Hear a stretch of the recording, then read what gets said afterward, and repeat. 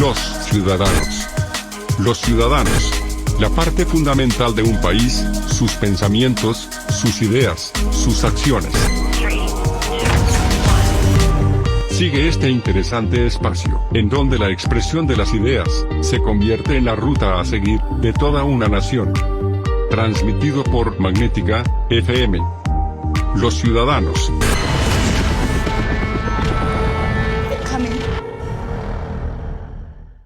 Hola, ¿qué tal? Muy buenas tardes, sean bienvenidos a un programa más de Los Ciudadanos, un programa pensado para ustedes, un programa con la iniciativa del doctor Fernando Maldonado López, un hombre que siempre, y no me voy a cansar de decirlo, visionario y adelantado a sus tiempos, porque además de ser un gran científico, es un hombre siempre emprendedor, que en estas pláticas que hemos tenido a lo largo de estos meses que estaba el programa de Los Ciudadanos, pues nos hemos topado con gente que es muy del estilo del doctor, ¿no? Gente, como dicen en mi pueblo, echado para adelante.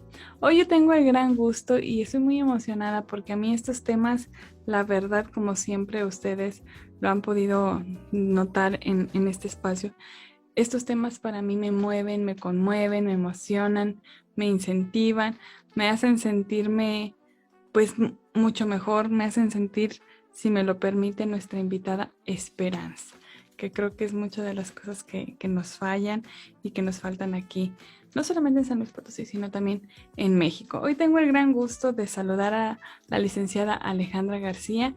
Ella, pues mejor para que ella nos platique todo lo que hace, porque además de ser psicóloga, está en la cuestión de la capoeira, es conductora, es una investigadora. Bueno, eres todo. Alejandra, ¿cómo estás? Buenas tardes. Hola Raquel, muchas gracias a ti, a todas las personas que siguen a Los Ciudadanos. Muy buenas tardes. Y pues sí, mira, yo soy licenciada en psicología, tengo la especialidad de metodología de la investigación. Sin embargo, siempre me dirigí hacia el área de lo social, investigación social, desarrollo y gestión de proyectos sociales. Actualmente colaboro para Fundación Teletón México, en el CRIT que se encuentra en Guadalajara, CRIT Occidente. También pues soy muy apasionada de las artes marciales. La realidad es que me gusta observarlas, analizarlas. Yo actualmente entreno y practico capoeira y jiu-jitsu brasileño, que también es como una forma de expresión que he encontrado ahí en el deporte. Y pues también trabajo en lo privado, en la parte de la conducción de eventos académicos, sociales y también deportivos. Ay, qué rico, qué padre de verdad que de pronto encontremos. Y es una mujer, si ustedes nos están viendo a través de las redes sociales como Magnética FM, eres una mujer muy joven y ya tienes una gran experiencia y una experiencia de emprendimiento. Platícanos un poquito de tu labor en el CRIT, que es algo que me gusta mucho por la parte de la inclusión. Sí, mira, bueno, yo estoy feliz, estoy enamorada de mi trabajo. Tengo ya la oportunidad de colaborar hace casi ya 7 años en CRIT Occidente. Yo estoy en el área del desarrollo de las habilidades sociales de las niñas, los niños y los jóvenes que atendemos en CRIT Occidente. También trabajo en la parte de promover una cultura a favor de las personas con discapacidad. Entonces, el tema de inclusión lo llevo, lo vivo, lo transmito, tanto a mi hijo, tengo un pequeño, que también él pues ha crecido. ¿Cómo? Pero si tienes como 10 años. No, tengo un poquito más. Los disimulamos, pero no, ya tengo mis añitos. Entonces, mi hijo fue paciente de CRIT Occidente a partir de su nacimiento. Él fue prematuro, entonces recibió servicios en el CRIT. Yo ya trabajaba ahí. Entonces, la verdad es que lo que encontré en el centro, pues además de una forma de vida, aprendí justamente como esta parte de la importancia de poder transmitir, ¿no? Como todo lo que instituciones como el CRIT y como algunas otras, porque digo, te comparto que yo desde los 19 años he colaborado en diferentes asociaciones civiles con diferentes causas. Estuve, por ejemplo, aprendiendo mucho en asociaciones civiles que atienden el cáncer infantil y el cáncer en la mujer. Y a partir más o menos como del 2012 es cuando yo me integro a trabajar con esta parte de la discapacidad. Con la parte de la discapacidad, primeramente con niños en un centro psicoeducativo, donde tuve la bendición de ser maestra de un grupo durante un par de ciclos, y ya posteriormente pues mi camino me llevó justamente a Crito Occidente, ¿no? En donde actualmente todavía soy, te digo, para mí es como si fuera el primer día, cada que voy, ya voy para 7 años ahí, pero yo voy y definitivamente me emociono igual como el primer día. Qué maravilloso cuando uno trabaja en lo que le gusta, ¿no, Alejandra? Y que de pronto pareciera que no haces ningún esfuerzo porque estás haciendo una labor que a ti te llena y que a ti te motiva, y eso es gratificante. Y encontrar personas y mujeres sobre todo que tienen esta visión que tú tienes de decir, cada día me maravillo en mi trabajo. Es tan complicado. Yo de pronto lo veo con las personas que prestan algún servicio, que o te avientan el plato o te dan el cambio de mala gana, o tú das un saludo y no te lo contestan, y tú dices, qué difícil es trabajar en algo que no te gusta. Pero verlo contigo es maravilloso, y sobre todo porque son temas muy sensibles, porque no solamente tienes que atender a la persona que está viviendo esa discapacidad, sino las personas que acompañan esa discapacidad. Yo siempre lo digo, que una persona con alguna condición de discapacidad, ya sea física, neurológica o emocional, pues afecta a todo el núcleo familiar. Y fíjate que justamente he aprendido que pues es indispensable la atención integral. Y esto es, no solamente atiendo y cuido de quien requiere como el servicio de manera directa, sino también el cuidado al cuidador, ¿no? Porque a veces esa es una parte que puede llegar a olvidarse y que es indispensable, porque generalmente nosotros vemos, por ejemplo, que son las mamás, hay como mayor predominio, hay papás también que desde luego viven de manera muy cercana el proceso de rehabilitación de sus hijos, pero la realidad es que aún siguen siendo más las mamás, ¿no? Que a lo mejor tienen que encontrar la manera de acudir, y de pronto tú ves a mamás que realmente pues están fracturadas, y la atención tiene que ser también hacia ellas, porque la dinámica familiar, porque la estructura tiene que favorecer el proceso de rehabilitación. Entonces, el poder acompañar, el poder abrazar desde la parte de aceptar un diagnóstico, la parte de programar un tratamiento que sea adecuado, hasta ya concluir como con la parte de alcanzar los objetivos. Y el objetivo no solamente es para el niño o el joven con discapacidad, el objetivo es para toda la familia. Entonces sí es como muy importante también aplicar, por ejemplo, esta parte del acompañamiento al cuidador. Es indispensable, ¿no? Ay, mira, yo me estoy como viendo, y la verdad es que no suelto aquí la lagrimita, Remy, porque estamos al aire.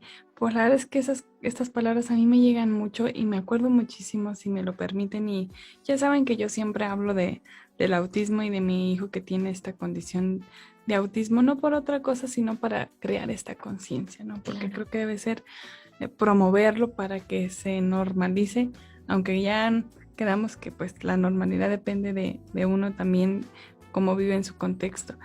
Pero sí, esto que acabas de decir es muy cierto. De pronto dan el diagnóstico, por ejemplo, a mí cuando me lo dieron, no es que Fer es un niño con autismo de alto funcionamiento. Y entonces tú te quedas como que te sacan algo. Y entonces los papás a quienes nos dan el diagnóstico, yo tuve la gran bendición de estar acompañada de mi familia con este diagnóstico, pero de pronto es como si te robaran algo. Y no hay cómo, y no te canalizan inmediatamente, decir, a ver, bueno, te voy a dar este diagnóstico, pero de una vez pásale con la psicóloga, ¿no? Para que primero tú seas consciente de. Yo recuerdo pasar muchos meses en este proceso, y de pronto yo lo acepté, pero no conscientemente, sino como eso es lo que te toca. Y de pronto lo vas arrastrando y arrastrando y arrastrando. Y luego lo vi con el papá de mi hijo, y que él decía, no, claro que no es, porque él hace esto, porque hace otro, y porque no tenemos una referencia, ¿no? Y entonces esta parte de acompañar al cuidador es muy importante, porque de pronto, lo decía yo en una entrevista pasada, tenemos un exceso de futuro. Es decir, que ¿qué va a pasar? Así es correcto. Y es que fíjate que todo parte como de esta expectativa, ¿no? Porque cuando uno sabe que va a tener a un hijo, que está embarazada, por ejemplo, en el caso de nosotras las mujeres, se crea una expectativa, ¿no? Y nosotros pensamos y decimos, es que su cuarto va a ser de tal color, le voy a poner tal ropa, cuando crezca lo voy a llevar a que haga tal deporte, a que haga... Y entonces de pronto cuando nace nuestro niño, nuestra niña, con una condición distinta, y entonces de pronto no entiendes ni siquiera qué es eso, y comienzas a investigar, y entonces te empiezan a decir, todo eso que tú te imaginaste ya no va a ser posible, que es lo que te pudieran decir, ¿no? A lo mejor médicamente, porque bueno, tú lo sabes bien, cada diagnóstico es muy particular en base a cada niño, no es igual para todos. Claro. Y los alcances, pues sí, mucho tienen que ver con el trabajo que se dé, ¿no? Con la parte del acompañamiento. Pero desde luego, claro que hay ahí una cuestión de expectativa que se rompe en el cuidador y que es muy fuerte y que requiere ser acompañada, que requiere ser abrazada, justamente ¿para qué? Pues para que puedan continuar ambos, ¿no? Tanto mamá, papá como su niño, su niña. Y entonces aceptar esta parte, esta realidad y potencializar lo que sí se puede hacer, ¿no? Ayudar a empujarlo y que logre todo lo que sea posible que pueda llegar a lograr.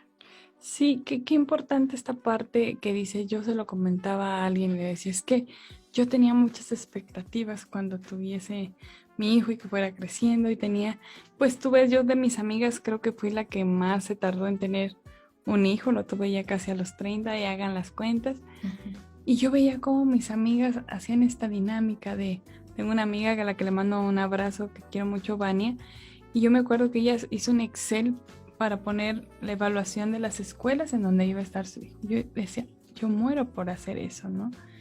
Y de pronto, por ejemplo, los papás que tenemos hijos con alguna neurodiversidad, por esta parte de la falta de inclusión, de la empatía, de que existan los espacios adecuados, no tenemos esa opción de comparar cuál es la que tiene más deportes, cuál es la que tiene la mejor infraestructura.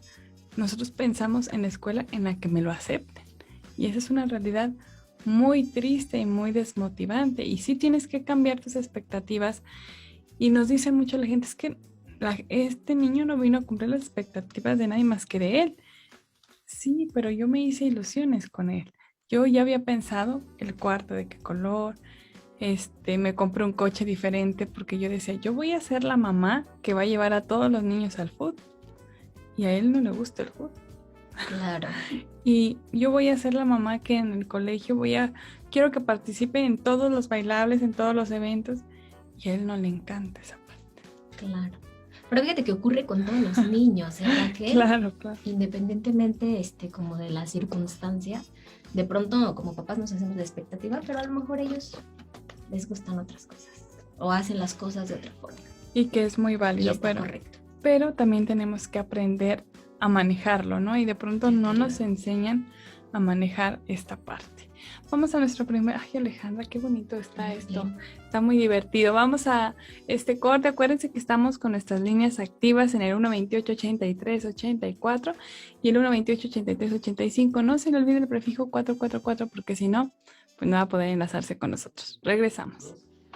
Ya estamos de regreso aquí en Los Ciudadanos. Les recuerdo que Magnética FM, en este esfuerzo por estar cada vez más cerca de usted y que no se pierda nuestra programación y no se pierda todo el contenido que manejamos en esta estación. Acuérdese que Magnética es una impulsora y una divulgadora de la ciencia, la tecnología, el arte, la cultura y las causas sociales. Así es que, por favor, sintonícenos en el 107.1 FM y si se pierden nuestros programas, acuérdense que tenemos nuestros podcasts, estamos en Anchor, en Google, estamos también en Spotify y ahora gracias a estos jóvenes modernos que tenemos colaborando con nosotros, también estamos en Prime Music, así es que si usted busca Los Ciudadanos, rapidísimo los va a encontrar ahí. También estamos como Magnética FM en Facebook, Twitter, Instagram y TikTok, así es que ya somos muy modernos nosotros con la chaviza, fíjate. Ahorita voy a seguirlos en todo. Por favor, síguenos, hay mucho contenido, la verdad es que,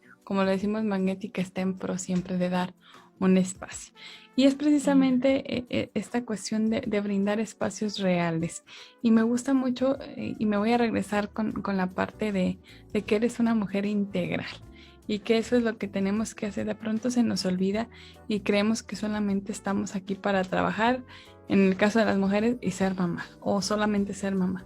Pero qué padre que podamos decir, bueno, yo también, a mí me gusta mucho esto de las artes, como dices tú, Artes marciales. marciales, y que es parte de mi vida también. Platícanos un poquito de eso. Bueno, te comparto. Siempre he sido una persona muy inquieta. Fui una niña muy inquieta. Soy una mujer ahora muy inquieta. Y desde pequeñita entraba a diferentes disciplinas. No sé si porque mis papás a lo mejor no me aguantaban y era así como de inscribe a la niña. A mí en me todo. pasó lo mismo porque era muy inquieta. Yo creo que es eso. Sí, quizá.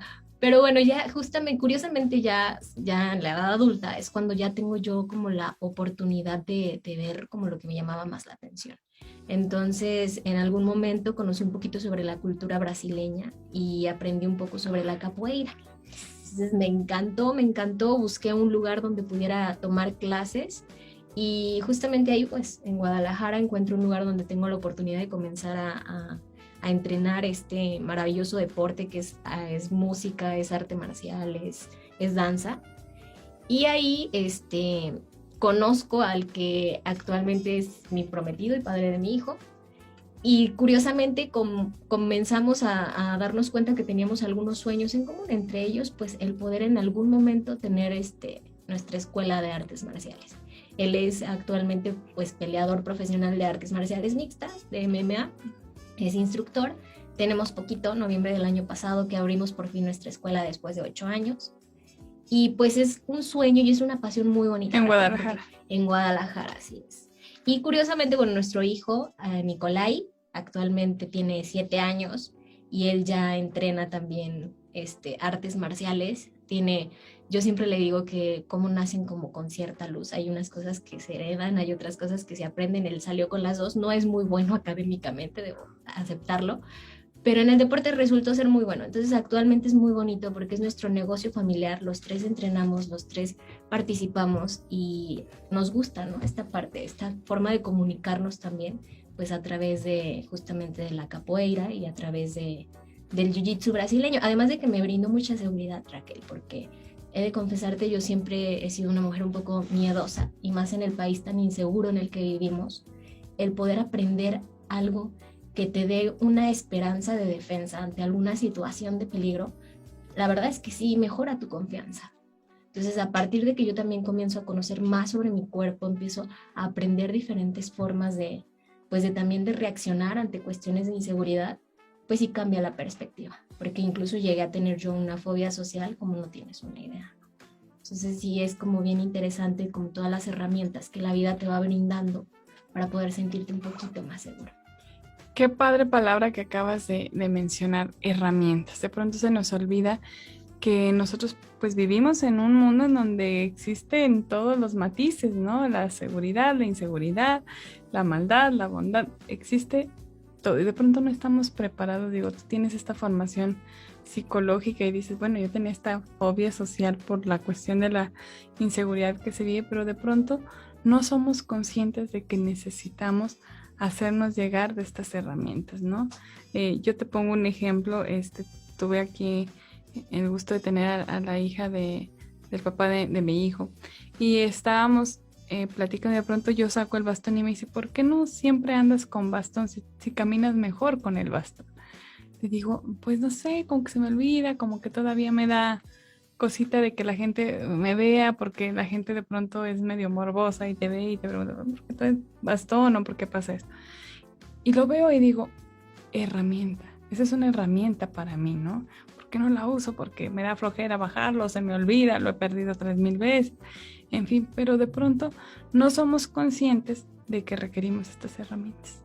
Así es, tanto físicas como emocionales, en todos los aspectos, ¿no? Sí, definitivamente. Y fíjate que justamente en esta parte del necesitar, a mí ese es un término que a mí me suena mucho, porque soy muy analítica de nuestra cultura, ¿no? El mexicano es muy particular, es muy singular. Entonces, hay muchas cuestiones que nosotros necesitamos y que de pronto nos cuesta un poquito de trabajo el poder identificarlas para poder hacer algo al respecto, ¿no? O sea, siento que necesito esto, pero a veces nos quedamos ahí, no buscamos la manera de cómo adquirirlo, cómo sentirme más seguro, cómo sentirme más cómodo conmigo mismo. Y, por ejemplo, retomando la parte del tema de la inclusión, creo que hay una necesidad muy grande como de comprender esta parte de que si la discapacidad existe, Raquel, es porque la sociedad no está lista para recibir todo tipo de condición de vida.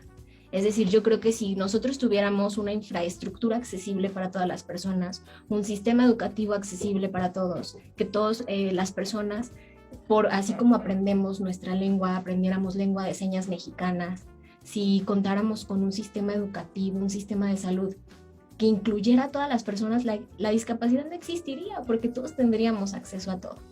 En algún momento tomé un curso con un italiano que trabaja la parte del teatro para la primera infancia, y pues yo justamente como en este ímpetu de poder saber cómo incluir más, porque además de todo también soy cuentacuentos, y yo decía, bueno, ¿cómo? Ay, sí, a todo el agua. Pero está bien, está bien. Entonces yo le decía, ¿cómo incluyo yo a mis niños, por ejemplo, que tienen alguna discapacidad?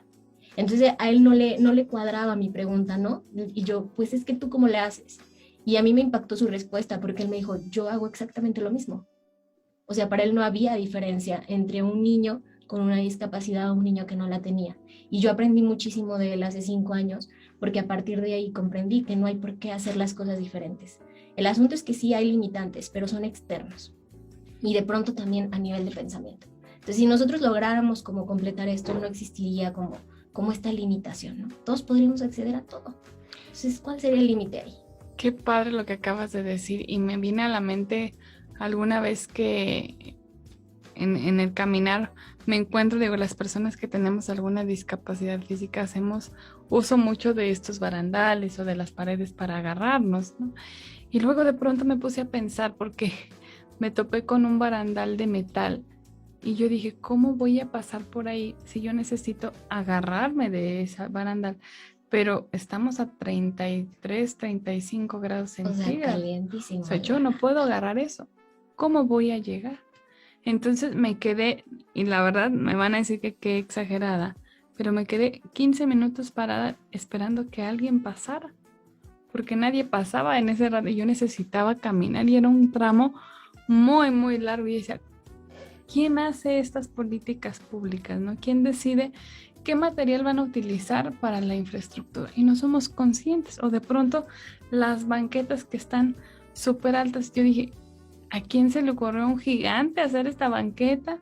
Las rampas súper inclinadas, ¿no? Las rampas súper inclinadas. Y esa es esta conciencia, Alejandra, que tenemos que hacer, y sobre todo la parte de la inclusión. Cuando nosotros decimos inclusión, pensamos que sí está bien, aquí te dan 10 pesos, o bien, lo vamos a meter a una escuela especial. Yo creo que esa es segregación, esa no es inclusión. No deberíamos. O sea, yo que soy madre de un niño con autismo, yo no debería de pagar una colegiatura, a menos que quisiera, pero no debería de pagar, ni de gastar, ni desembolsar, ni ver afectada mi economía, porque yo debería de tener, como lo dice la Constitución, una educación laica y gratuita para mi hijo. Sí. Sin embargo, eso no pasa porque no hay un espacio en el que él pueda integrarse de manera correcta. Así es, y es ahí donde tenemos este trabajo, ¿no? tan arduo. Y, por ejemplo, retomando la primera palabra que utilizaste al iniciar el programa, la parte de la esperanza. Entonces, la parte de la esperanza que va acerca de nuestros niños que actualmente están siendo formados, ya tengan justamente este pensamiento de inclusión. O sea, no como dices tú de segregación, sino de inclusión.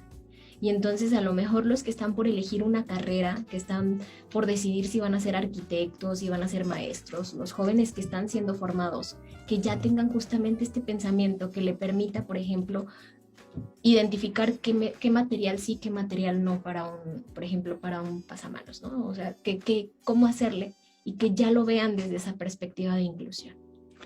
Claro, y que debería, que diste en el clavo exacto, ¿no? Que en la formación misma, exacto, nosotros podamos tener esta parte, ¿no? De decir, bueno, tú vas a ser un arquitecto, pero tú no vas a ser el arquitecto nada más para los que pueden caminar, tú vas a ser arquitecto también para personas que van a usar una silla de ruedas, tú vas a ser arquitecto para las personas que no ven, esos también van a ser tus clientes, y de pronto se nos olvidan, ¿no? Así es.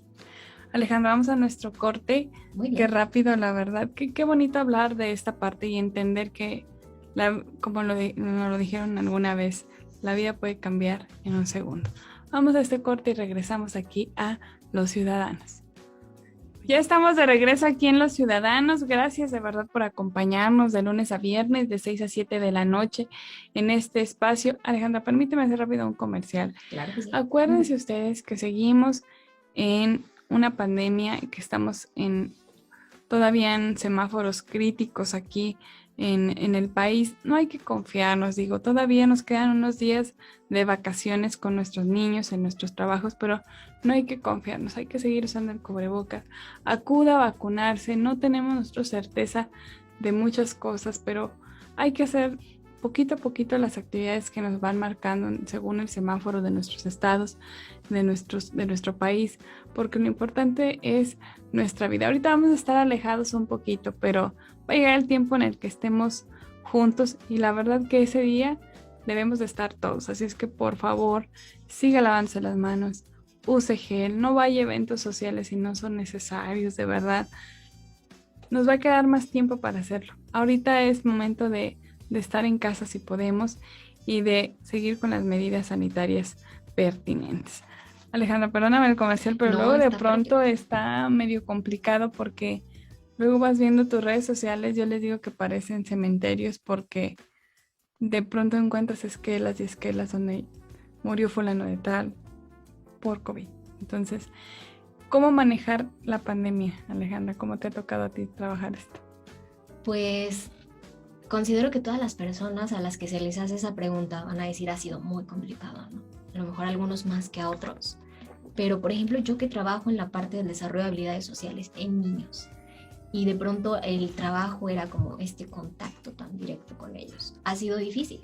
Sin embargo, no podemos detenernos. Y fue el buscar cómo sí seguir, cómo poder continuar trabajando. Nosotros, por ejemplo, tuvimos que hacer todo un rediseño del programa para poder trabajarlo a través de medios digitales. Es decir, contactar a los niños con los voluntarios con los que trabajamos y poder seguir trabajando la parte del desarrollo de habilidades sociales. Entonces, curiosamente, sí se siguen generando vínculos, porque la verdad es que donde hay acto humano, hay vínculo, hay la posibilidad. No es lo mismo que estar frente a la otra persona y poder verlo, poder saber, no solamente con palabras, sino al observarlo, lo que piensa, lo que siente, pero sí se ha logrado.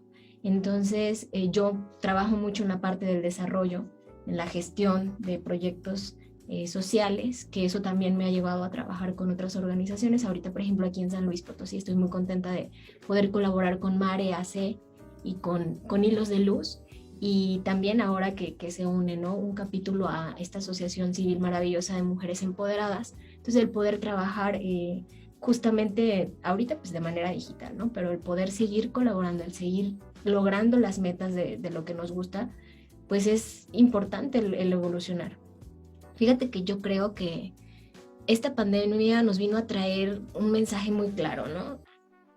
La importancia de la evolución en todos los aspectos, porque hay muchísimos ejercicios que es difícil hacerlos de manera digital, pero se tiene que continuar. Pero fíjate que la tecnología también puede ser muy amigable, es decir, también nos ha tenido, por ejemplo, a mí me impresiona esta manera que nos podemos conectar, ¿no?, con personas de todo el mundo. Entonces, claro, cosas que antes no ocurrían, vinieron a ocurrir durante la pandemia. O que costaban muy caro traer a algún especialista o algo. Claro, conferencias, congresos, pláticas, formación. Padrísimo. O sea, realmente nos acercamos más justamente a la especialización. Entonces, que asociaciones civiles puedan trabajar, promover, potencializar y explotar esta parte fue maravilloso. Difícil, sí, porque, bueno, como a muchos... económicamente también nos pegó, ¿no?, en la parte laboral, pero en otros sentidos pues uno aprende, y esa es justamente la parte de la resiliencia, ¿no?, independientemente de la circunstancia que esté pasando, de qué manera lo voy yo a sobrellevar, ¿no?, y cómo estoy yo en este momento emocionalmente, cómo está mi higiene mental para yo poder salir adelante, que es difícil, sí, que se tiene que abrazar el dolor, sí, claro, desde luego, pero se debe continuar. Entonces, la verdad es que yo te puedo decir que para mí ha sido muy agridulce la pandemia. Me ha traído cosas muy fuertes, muy duras. Familiares que se enfermaron, familiares que no sobrevivieron a la pandemia, y otras cosas muy dulces, ¿no?, como el poder contactarme con personas increíbles que no tenía yo la oportunidad de conocer, formarme en otros aspectos, acercarme a otras personas, ¿no? Entonces, por ejemplo, en el CRIT, poder conectar a nivel nacional a todos los que nos dedicamos a la parte del desarrollo de habilidades sociales, hacer investigación con personas de diferentes partes de la República, pues yo creo que depende mucho como la visión, ¿no? Y la manera en cómo lo recibamos. Ay, qué padre lo que acabas de decir, porque sí, efectivamente, el trabajo de la mente debe ser un trabajo constante. Y de pronto se nos olvida, ¿no? De cuando nos duele el estómago, corremos con el médico o ya sabemos qué tomarnos, ¿no? No, ese es un dolorcito que requiere medicina A o medicina B o medicina C. Pero de pronto cuando tenemos estos desajustes sociales o cuando tenemos una cuestión familiar adversa o cuando tenemos algo bueno, a veces también pensamos que solamente las cosas buenas las tenemos, malas las tenemos o adversas las tenemos que platicar, pero de pronto también aquellas cosas que te exaltan las emociones de manera positiva, de pronto también te pueden desequilibrar, ¿no? ¿Cuántos artistas famosos o cantantes que están en la gloria y de pronto tú los dices, pero ¿cómo cayó en las drogas o cómo cayó en el alcohol? Si tenía tanto éxito, si es bonito, si todo tiene que ver con el tratamiento. Oye, y lo vimos recientemente ahora en las Olimpiadas con la atleta estadounidense, ¿no? Con Simone, que decide retirarse por cuestiones de salud mental. Y es que como tú dices, a veces no le damos prioridad a eso. Y es prioritario. Todo lo que tiene que ver con nuestra estructura psicológica, con cómo nos sentimos, es lo que vamos a proyectar. Es lo que vamos a hacer después en nuestro trabajo, en nuestra casa, con nuestra familia, en los proyectos que nos apasionan. También fíjate que yo lo veo mucho ahora en la parte deportiva. Estamos acostumbrados de pronto a vivir con dolor físico, ¿no? Estamos acostumbrados a vivir contracturados, estresados. Tengo un fisioterapeuta maravilloso, mi querido Giri Tamayo, que él me ha enseñado que a veces hasta ese pequeño dolor en los hombros por estrés, si te lo quitan, te cambia la perspectiva. Y es lo mismo que ocurre, ¿no? También a nivel emocional. El que puedas acudir, por ejemplo, a atención con un psicoterapeuta, que tú tengas tu proceso, te ayuda justo a eso, a sentirte bien, porque a veces estamos muy acostumbrados a sentirnos mal, nos acostumbramos y nos habituamos a eso. Normalizamos las cosas. Normalizamos las cosas. O de pronto que nos dicen, a mí me pasa mucho y lo comento, a ver si no me regaña mi mamá, a ver si no saca la chancla, que yo le decía, es que estoy un poco triste, y mi mamá me decía, ponte a barrer, lava los trastes. Yo cuando me siento triste, me siento deprimida, me pongo a barrer y a lavar los trastes, y yo decía, eso me va a deprimir más, ¿no? O sea, yo lo que menos, yo quiero estar acostada y llorando en mi dolor, ¿no? Porque de pronto no sabemos a dónde acudir a canalizar estas emociones. Pero ¿sabes qué? Yo encuentro mucha sabiduría en tu mamá. Ah, sí. Porque a veces... Ay, mamá. A veces esos pequeños detalles, Raquel, el poner atención a esos pequeños detalles, realmente sí te van guiando. O sea, cambia muchísimo tu estado de ánimo, levantarte y ver tu cama tendida, o ver tu cuarto barrido, o tener tus platos limpios. O sea, es como ir haciendo actos pequeñitos que luego te van llevando a los actos más grandes, ¿no? O sea, yo no te miento, yo en alguna época, yo estaba muy deprimida. Yo soy una persona que afrontó la depresión, y me acuerdo que en alguna ocasión yo estaba dormida, me levanté, me puse a atender mi cama, a hacer de desayunar a mi hijo, y de la nada se me ocurrió y dije, hacer de desayunar, pero terminé haciendo un desayuno para una casa hogar que está cerca de mi casa, tu casa. Gracias. Para 60 niños. O sea, de pronto esas cosas chiquitas te llevan a generar como ideas más grandes, ¿no? A mí el orden me gusta, me hace sentir bien, un ambiente limpio, y a veces haciendo este tipo de actos se me han ocurrido grandes ideas. Desde escribir un cuento infantil hasta ir a mover a mis amigos de, oigan, vénganse, vamos aquí a 12 piedritas a hacer algo, ¿no? Y entonces, y alguna ocasión leyéndole a mi hijo, o sea, yo estaba leyéndole, a la hora de dormir, se acuesta y se duerme, veo el libro y digo, una ludoteca, ¿por qué no? Entonces al día siguiente me muevo y entonces ya promoví justamente la creación de una ludoteca para algunas casas hogares en Guadalajara.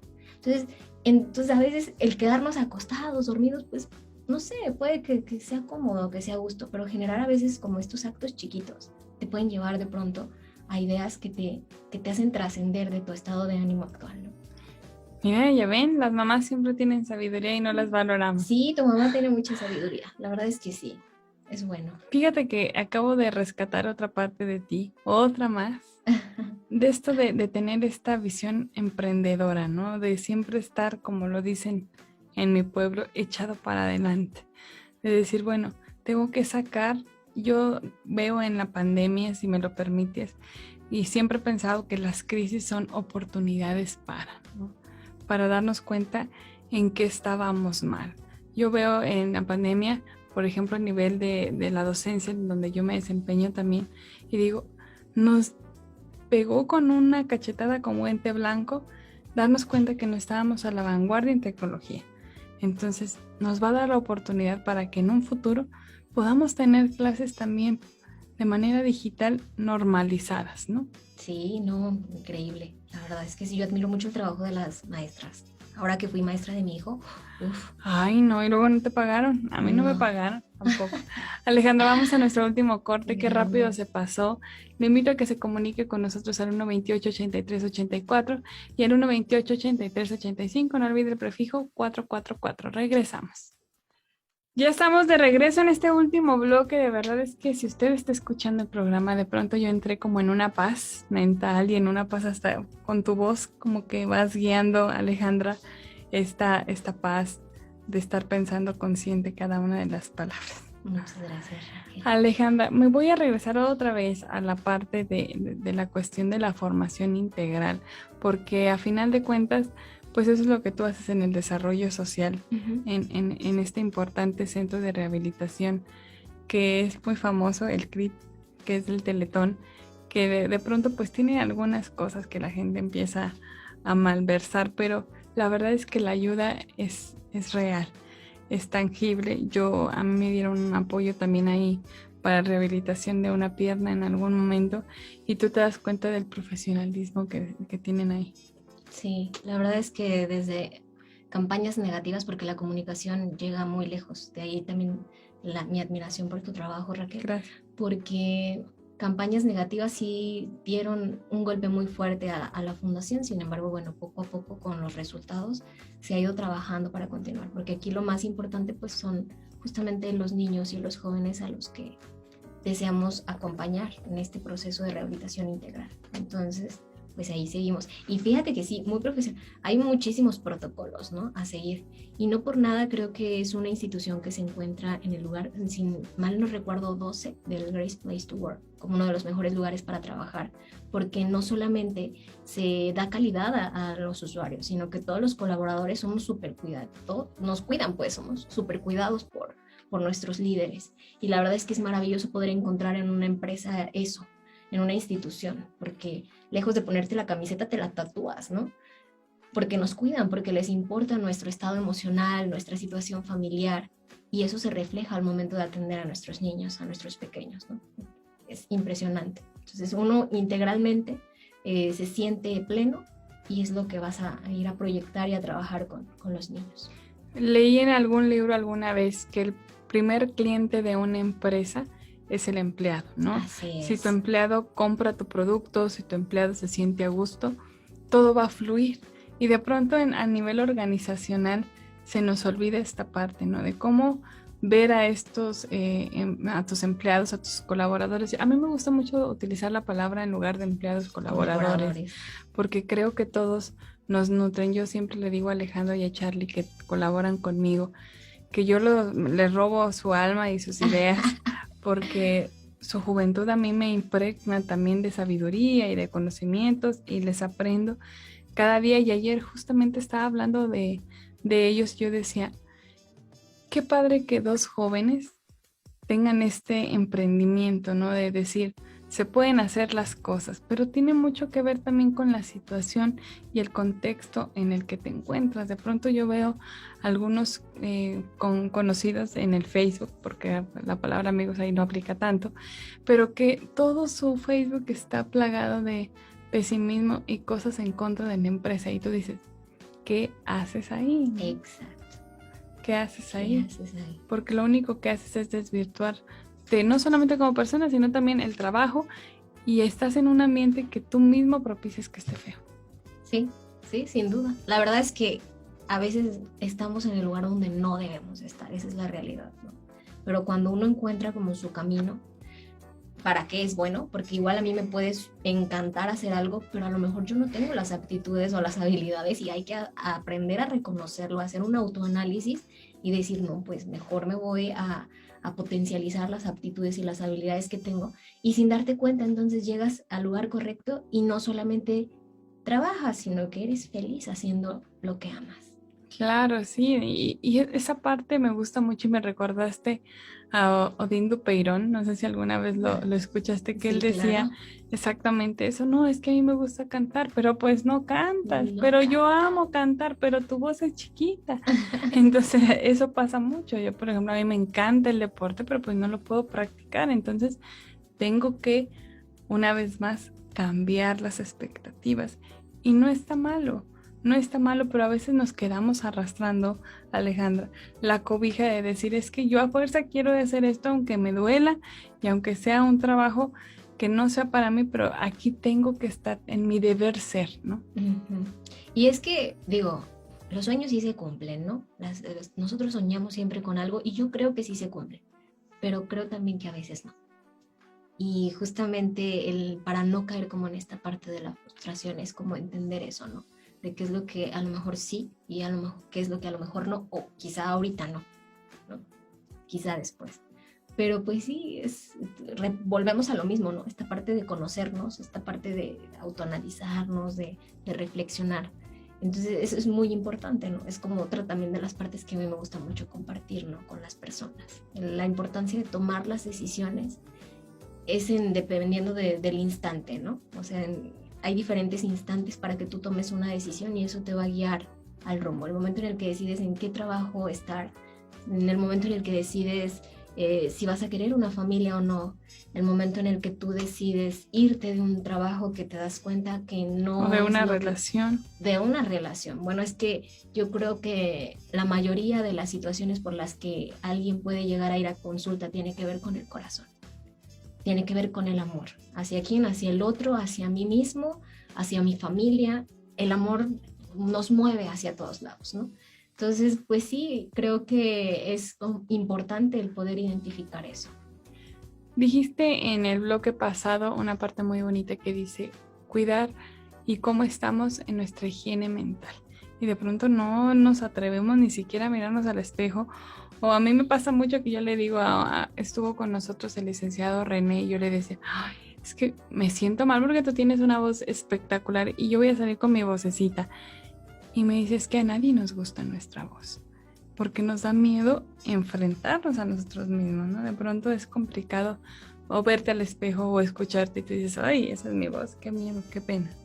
Híjole, esta parte de la aceptación a uno mismo y por ahí parte todo, ¿no? Porque al final es muy rebuscada esta parte de, no, sí, claro, es que te tienes que aceptar y para aceptar a los demás, te tienes que amar para amar a los demás, pero sí es cierto.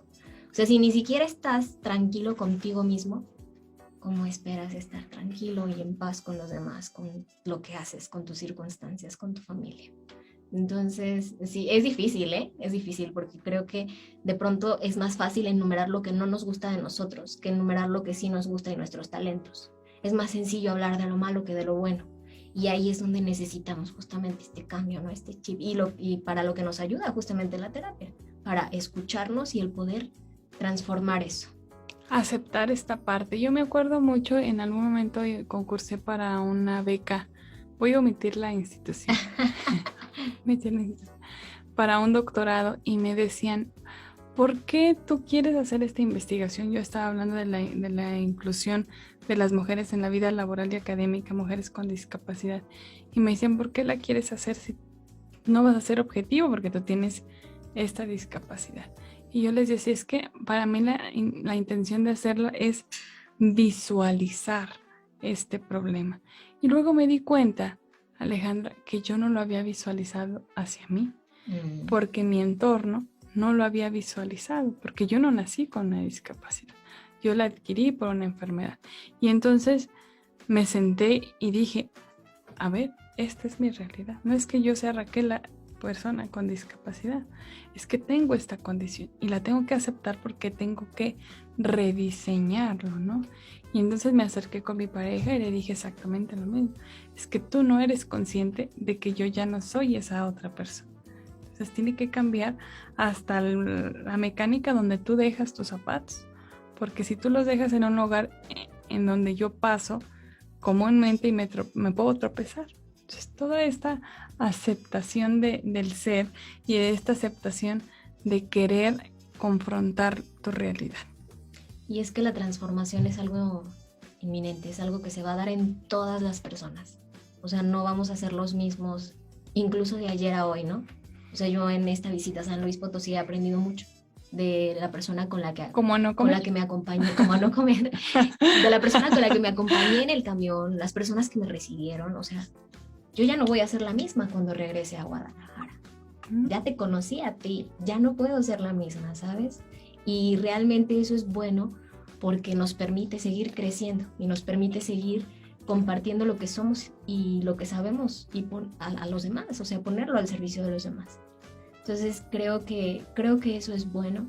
Hay circunstancias que nos empujan, como bien lo mencionas, pero qué mejor que también nosotros identifiquemos esa transformación y mejor lo podamos expresar de una manera positiva, ¿no?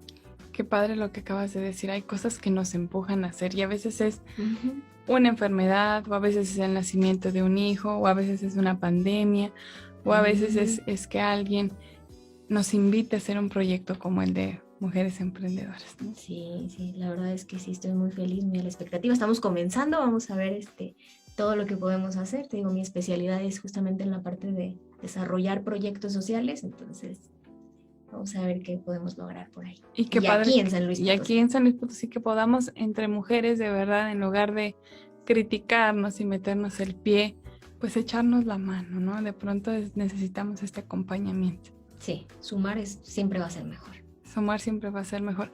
Alejandra, muchas gracias. Gracias a ti, Raquel. De verdad que esta es tu casa y el día que quieras, además con esa voz que tienes, estaríamos muy encantados de tenerte. Te doy la más cordial de las bienvenidas a este espacio siempre y te agradezco infinitamente en nombre de Magnética 107.1 FM. Muchísimas gracias a ti y a tus compañeros, a los colaboradores en este Ahí están proyecto. Los pobres apuntando todo lo que van a subir a TikTok. Ahí está Alejandro. Perfecto. Muchísimas gracias, Raquel.